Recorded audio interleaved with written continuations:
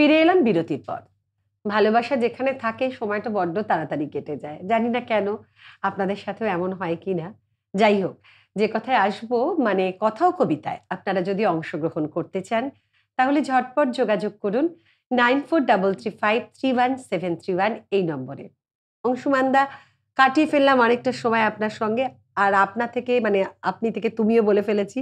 একেবারে। যাই হোক দাদা, এবারে তুমি আমাদের বলো, অনেকটা সময় তো থাকতে পারলে ভালোই লাগে। কিন্তু আগামীতে তোমার কবিতা নিয়ে কি ইচ্ছে আছে? কি স্বপ্ন দেখো? কবিতা তো আমি করি নিজের সন্তুষ্টির জন্য প্রথমত। তাছাড়াও অনেক পরিকল্পনা তো ছিল। তো আপাতত এই গল্প আড্ডায় জমে গিয়ে আর তো যাই হোক, কবিতা আমার কাছে যেহেতু ভালোবাসার জিনিস, ভালোবাসাকে নিয়ে মানুষের স্বপ্ন থাকে, কিন্তু সব থেকে বেশি ভালোবাসার মানুষ, ভালোবাসার কবিতা নিজেকে তৃপ্ত করে। এটা সবচেয়ে বড় কথা। নিজেকে শোনানো। নিজেকে নিজেকে শোনা। তাহলে নিজেকে শোনাতে শোনাতে তোমার ভেতরের স্বপ্নগুলো সত্যি সত্যি পূরণ হোক। একেবারে। আমরা এবারে তোমার কাছে কি শুনবো? এবার আমি যে কবিতাটা করব সেটা হলো নীরেন্দ্রনাথ চক্রবর্তীর কবিতা একটা করি। উলঙ্গ রাজা কবিতাটা খুব প্রাসঙ্গিক সব সময়ের জন্য প্রাসঙ্গিক। এবং ওই এর আগে আমি কবিতা করলাম হবু, মানে জুতা আবিষ্কার। যে জুতো আবিষ্কার, হবুর যে মন্ত্রিসভা, সেই মন্ত্রিসভার জন্য একটি শিশু দরকার, যে শিশু উলঙ্গ রাজা নীরেন্দ্র চক্রবর্তী শিশু। এইটা রিলেটেড, শোনা। ফলে আমি উলঙ্গ রাজা কবিতাটা আবৃত্তি করছি। সবাই দেখছে রাজা উলঙ্গ, তবুও সবাই হাততালি দিচ্ছে। সবাই চেঁচিয়ে বলছে সাবাস সাবাস।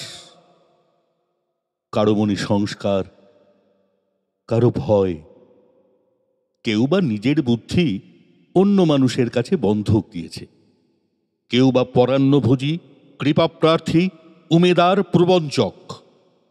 কেউ ভাবছে রাজবস্ত্র সত্যিই অতীব সূক্ষ্ম, দেখা যাচ্ছে না যদিও, তবু আছে, অন্তত থাকাটা কিছু অসম্ভব নয়।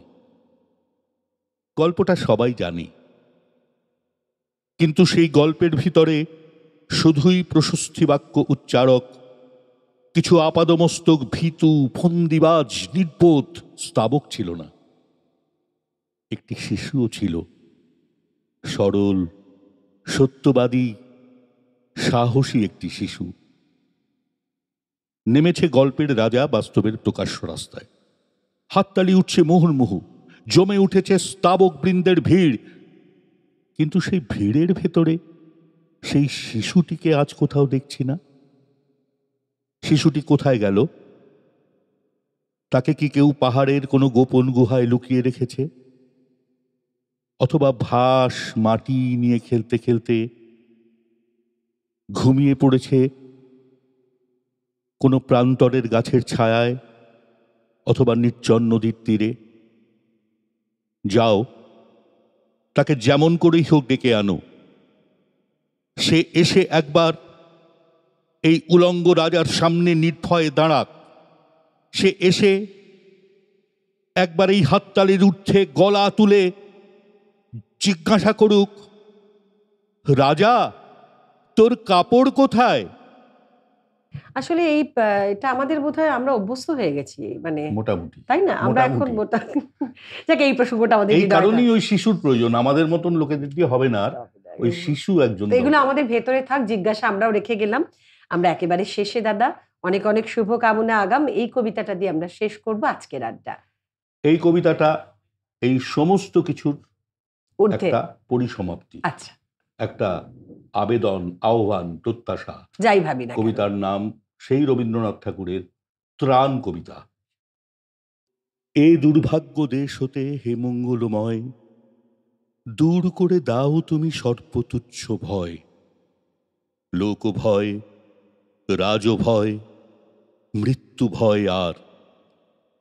দিনপ্রাণ দুর্বলের এ পাষাণভার, এই চিরপেশন যন্ত্রণা থুলিতলে, এই নিত্য অবনতি, দণ্ডে পলে পলে এই আত্ম অবমান, অন্তরে বাহিরে এই দাসত্বের রজ্জু, ত্রস্ত নত শিরে সহস্রের পদপ্রান্ত তলে বারংবার মনুষ্য মর্যাদা গর্ব চিরপরিহার।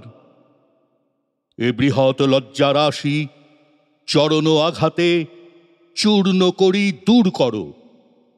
মঙ্গল প্রভাতে মস্তক তুলিতে দাও অনন্ত আকাশে, উদার আলোক মাঝে উন্মুক্ত বাতাসে। একটা সুন্দর বার্তা রেখে গেলে সকলের মনে। অনেক অনেক শুভকামনা। এরকম প্রাণোজ্জ্বল থাকো, কবিতাময় জীবন নিয়ে হৈ হৈ করে বাঁচো। আমরা কথা কবিতায় আজকের মতো শেষ করছি। আবার দেখা হবে পরের সপ্তাহে। নমস্কার।